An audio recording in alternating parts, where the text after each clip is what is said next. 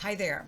So I have been wanting to do a video training like this on the scientific aspect of prayer.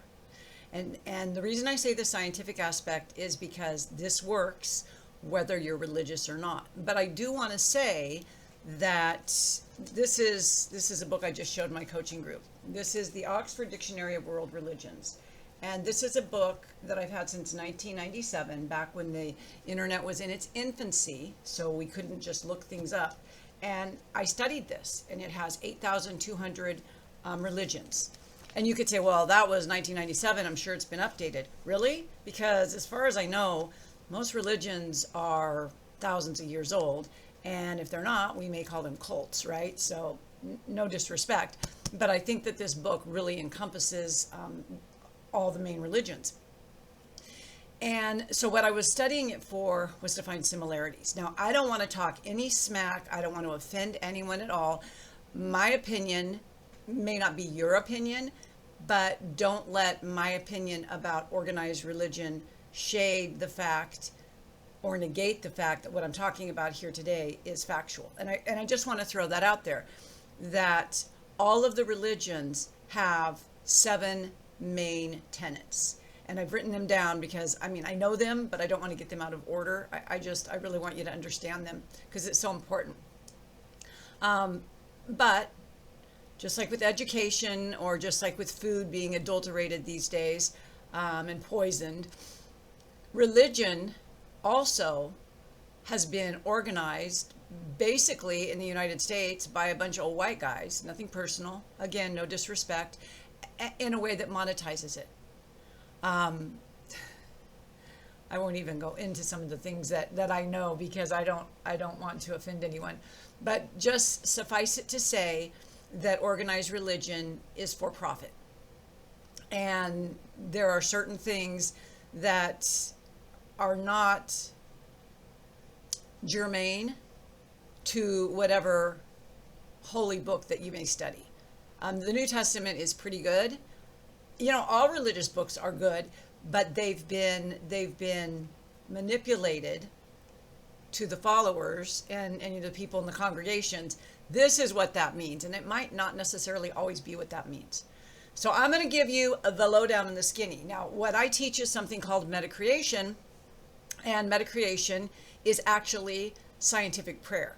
I don't call it that because I don't want to offend or scare people off, but it really is the same thing as scientific prayer. So, what are the elements? The 7 elements. The first one is giving thanks. One of the things, and I talk a little bit about this in my new book. Oh, look, I'm all pink. It all matches. Is that we may say things like, please heal Janet's leg. Please heal Janet's leg. But to shift that to gratitude could be, thank you for healing Janet's leg. Instead of saying, please give me that new house, or please bring me a soulmate. Begging, asking is coming from a place of lack and scarcity. Think about when you give someone something for Christmas and they open it and they're like, fine, where's the rest? Why does the universe or God or the universal energy want to give you more if you don't appreciate what you have? So we always want to pray or meditate or metacreate from a place of gratitude. Thank you, thank you, thank you. Number 1. Number 2, all religions come from a place of alignment. And what that means is, and these aren't in particular order, they're just in the order I wanted to present them to you. Alignment means that we're not asking the universal powers to give us alignment. We're getting ourselves in alignment to that power. Does that make sense? I'm not saying, make me aligned to that $5 million house I want to buy. I'm just aligning with the universal power that then will allow me to manifest it on my own. So alignment is number 2. We ask not for the thing, not for the end result. We ask for the transformation so that we can then attain whatever it is we want to attain. I don't say, make me a multimillionaire.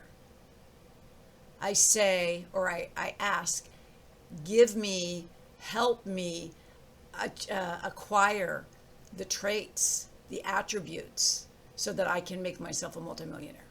Does that make sense? That's a good one.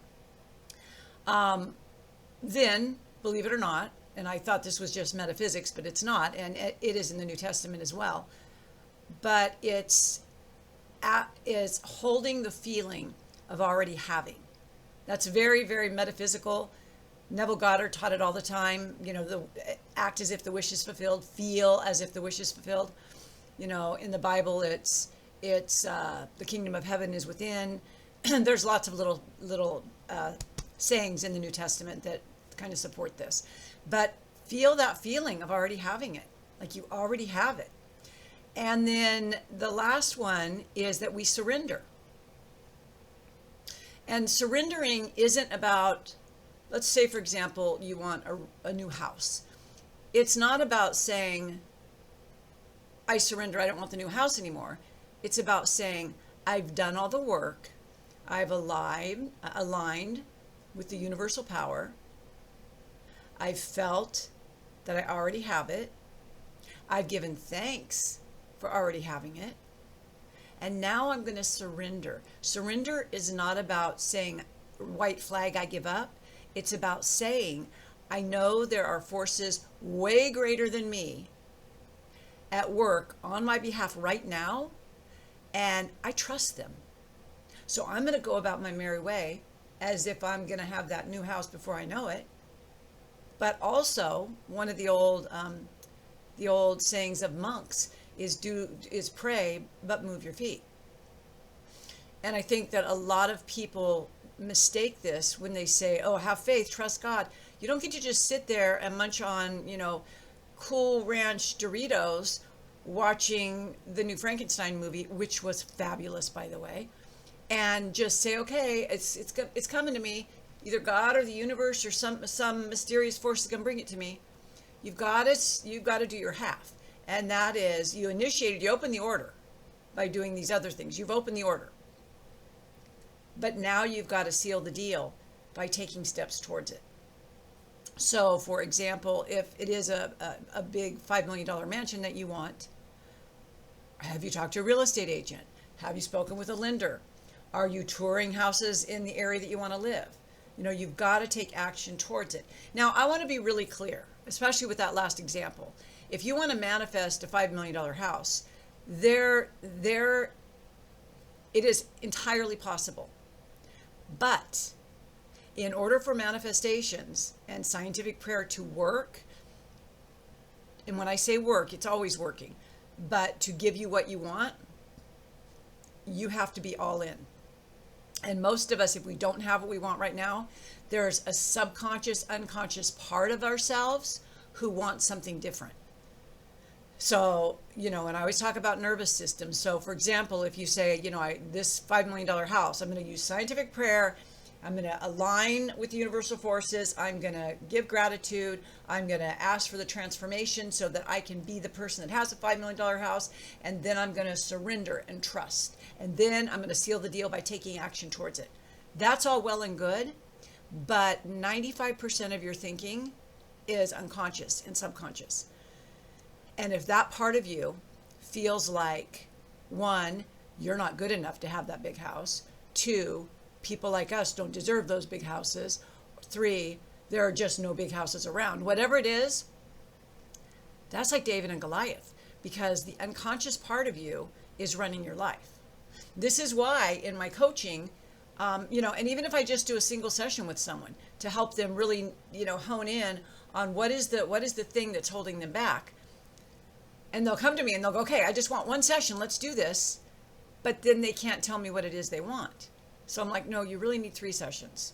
I'm not trying to sell you anything, but you have to tell me the exact problem that you think you have. And 90% of the time, that's not the problem. But so it takes me time to chip it away. But if you come to me and you say, I only want 1 session, here's exactly what's going on in my life. Here's what I've tried, and here's what I'm not getting. Help me. Then we can chunk it down, and we can collapse the process, and we can understand what the unconscious thoughts are, and then we can find a way to bring them to the top to where they're just negated. You know, that's what I love about Dr. John Demartini's work, and that's, you know, I'm one of his avid students, because when we collapse things, you know, if you want to do, like, say, Joe Dispenza, and you want to go meditate for 4 hours a day, that's great. But if your brain is so busy where you're going to go sit there for 4 hours wondering if you're doing it right, and then not ever achieving nirvana because you couldn't calm your ass down long enough, pardon my French, you're not going to get anything out of that.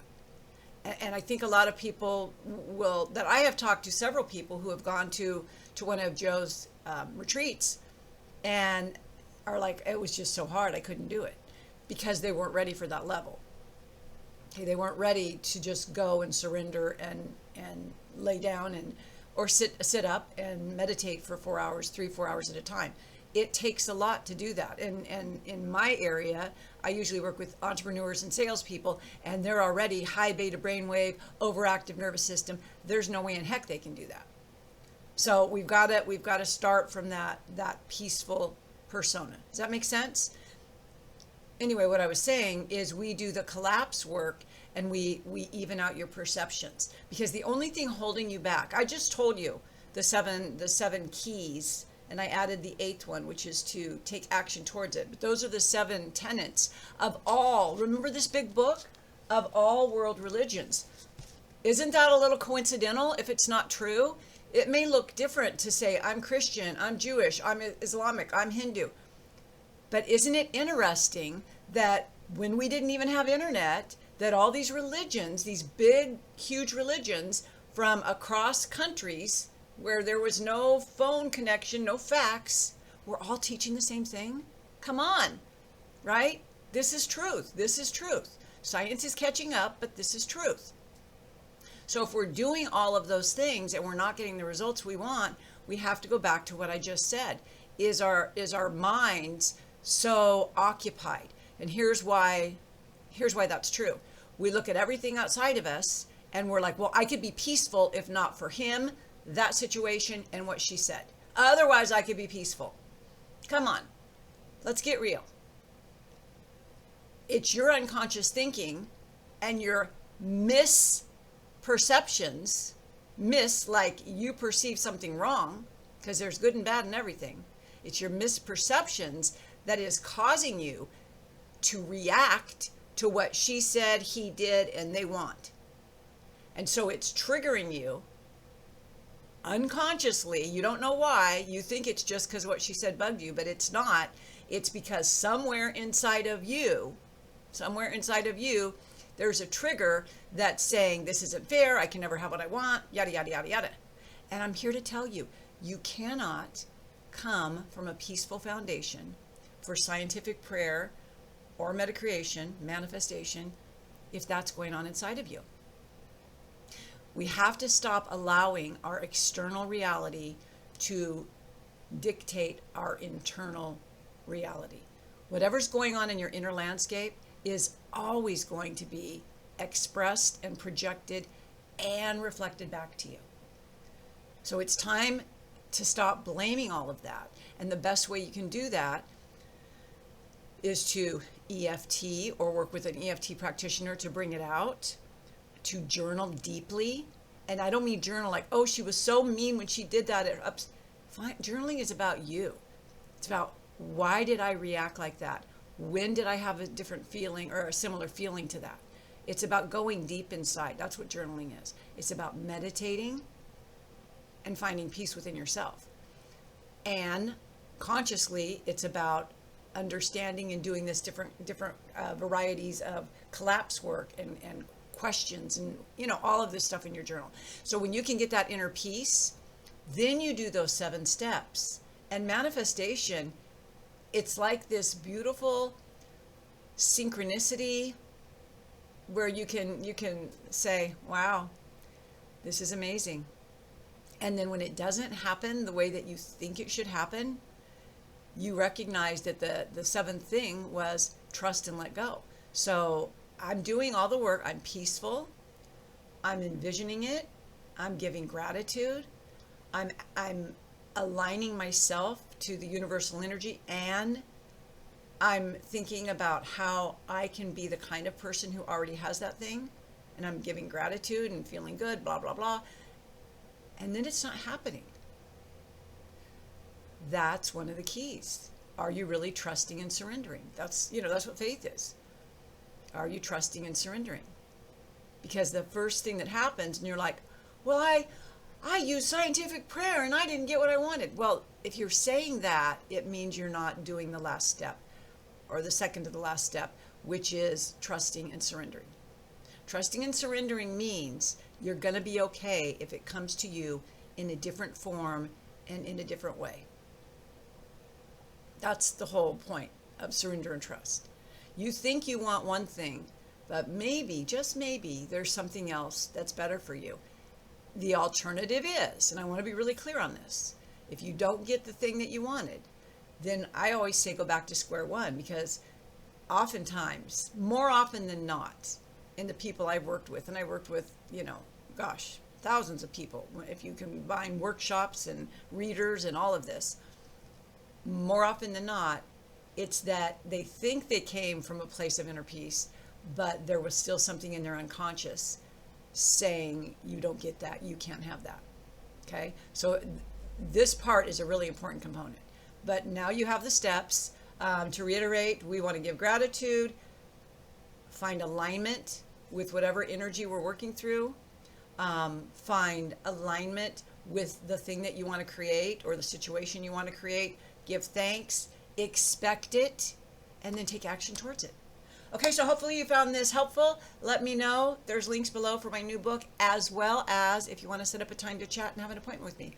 Have a beautiful day. Bye-bye for now.